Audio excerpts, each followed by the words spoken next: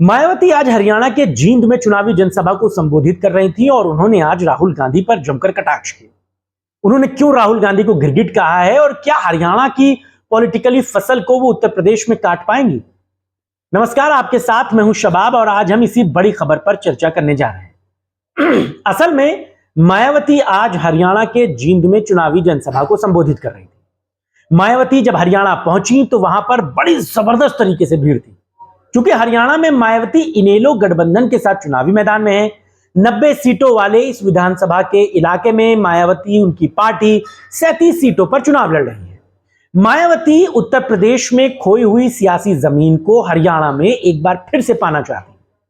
असल में उत्तर प्रदेश में 2012 से सत्ता से बाहर हुई मायावती लगातार हाशिए पर जा रही है। उत्तर प्रदेश में बहुजन समाज पार्टी के खिसकते जनाधार ने मायावती की चुनावी शंकाओं को बढ़ाया है। मायावती और आकाश आनंद दोनों ही लोग हरियाणा में बेहद एक्टिव मोड पर पॉलिटिक्स कर रहे हैं। आकाश आनंद भी हरियाणा में राहुल गांधी, कांग्रेस के राष्ट्रीय अध्यक्ष मल्लिकार्जुन खड़गे समेत तमाम नेताओं पर, बीजेपी पर, लोकल पार्टीज पर जमकर तीखे प्रहार कर रहे हैं। आकाश आनंद और मायावती की हरियाणा में चुनावी एक्टिवनेस को अगर समझा जाए तो यह बात साफ तौर से समझी जा सकती है कि हरियाणा में अचानक तेजी के साथ एक्टिव हुई मायावती और उनके भतीजे आकाश आनंद की जरूरतें असल में उत्तर प्रदेश से जुड़ती हैं। मायावती लोकसभा चुनावों में बुरी तरह शिकस्त खाई। उन्होंने फिलहाल तो किसी के साथ गठबंधन नहीं किया, लेकिन लगातार हाशिए पर जाना उनके लिए मुसीबतों के सवाल थे। लिहाजा हरियाणा में वो इनेलो के साथ गठबंधन में चुनाव लड़ रही है। मायावती उत्तर प्रदेश में अपनी जमीन को वापस पाना चाहती हैं। इसके लिए वो हरियाणा में एक लिटमस टेस्ट कर रही हैं। वो इनेलो के साथ गठबंधन में चुनाव लड़ रही हैं। वहां से सीटों के बंटवारे के बाद, विधानसभा चुनावों में मिली हार जीत के नतीजों के बाद वो उत्तर प्रदेश में अपनी चुनावी टैक्टिक्स को बनाएंगी। हालांकि आज जब वो चुनावी जनसभा को संबोधित कर रही थी तो मायावती ने कहा कि वहां पर 2 उप मुख्यमंत्री के साथ इनेलो का मुख्यमंत्री बनेगा। उन्होंने कहा बसपा यहां पर डिप्टी सीएम का पद लेगी और एक दूसरा डिप्टी सीएम पिछड़े वर्ग का होगा। यानी कि साफ तौर से मायावती ने वहां पर साफ कर दिया कि उनकी जिम्मेदारी आने वाले समय में हरियाणा में अगर उनके गठबंधन के चुनाव जीतने के बाद बनती है तो क्या होगी। असल में इस बात को ऐसे भी समझिए कि हरियाणा में आकाश आनंद और मायावती इतनी एक्टिव, इतनी एग्रेसिव क्यों हैं। मायावती राहुल गांधी को गिरगिट कहती हैं। वो कहती हैं कि वो जब अब्रॉड जाते हैं तो आरक्षण को खत्म करने संबंधी बयान देते हैं और जब हिंदुस्तान के किसी कोने में बोलते हैं तो आरक्षण के हितैषी हो जाते हैं। तो वहीं आकाश आनंद मल्लिकार्जुन खड़गे को भी आरक्षण विरोधी कहते हैं। जबकि आपको बता दूं कि मल्लिकार्जुन खड़गे भी दलित समाज से ही आते हैं। कर्नाटक के दलित वर्ग से उनका ताल्लुक है। तो ऐसे में आकाश आनंद मल्लिकार्जुन खड़गे पर एक्टिव होकर आरोप प्रत्यारोप गढ़ रहे हैं। वो ये बात समझ रहे हैं कि दलित समुदाय जो उनसे छिटक चुका है, वो वोटर अगर बसपा के पास वापस नहीं लौटा तो बहुजन समाज पार्टी के लिए उत्तर प्रदेश में मुश्किलें और बढ़ जाएंगी। मायावती को जहां एक और खतरा समाजवादी पार्टी, कांग्रेस, भारतीय जनता पार्टी से है, तो वहीं दूसरा सबसे बड़ा खतरा अपने चिर प्रतिद्वंद्वी भीम आर्मी चीफ चंद्रशेखर रावण से है। मायावती भले ही चंद्रशेखर रावण को अपना प्रतिद्वंद्वी ना मानती हो, लेकिन वो ये बात बखूबी समझती हैं कि उन्होंने आकाश आनंद को लॉन्च जरूर कर दिया।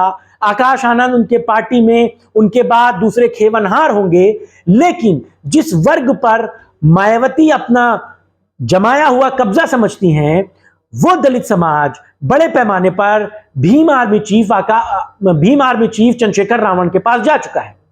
चंद्रशेखर रावण ने भी बड़ी सेंधमारी मायावती के ही वोट बैंक में की है।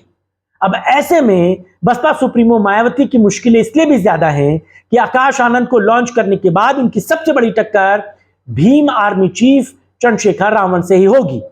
चंद्रशेखर रावण सांसद हैं, उनके पास एक बड़ा जनाधार है, जमीन पर काम करने वाले कार्यकर्ता हैं। हरियाणा का चुनाव इसी पैटर्न पर बहुजन समाज पार्टी लड़ रही है। बहुजन समाज पार्टी लोकसभा चुनाव में मिली करारी शिकस्त के बाद हरियाणा चुनाव को लिटमस टेस्ट के तौर पर देख रही है। अगर ये सारे एक्सपेरिमेंट हरियाणा में सफल हुए तो उन्हें उत्तर प्रदेश में भी एग्जीक्यूट किया जाएगा। ये वही आकाश आनंद हरियाणा में बड़ी बड़ी बातें कह रहे हैं जिनको उत्तर प्रदेश में बाराबंकी की एक जनसभा में मायावती ने सिर्फ इसलिए शंट कर दिया था क्योंकि उन्होंने भारतीय जनता पार्टी पर अपनी चुनावी जनसभा में कुछ अपशब्द कहे थे। भारतीय जनता पार्टी इस क्रिया पर प्रतिक्रिया बाद में देती, मायावती ने उन पर पहले एक्शन ले लिया। आकाश आनंद पूरे राजनीतिक माहौल में शंट कर दिए गए। नए मिले चुनावी तोहफे के बाद उनके हाथ में फौरन जिम्मेदारियां खत्म कर दी गई।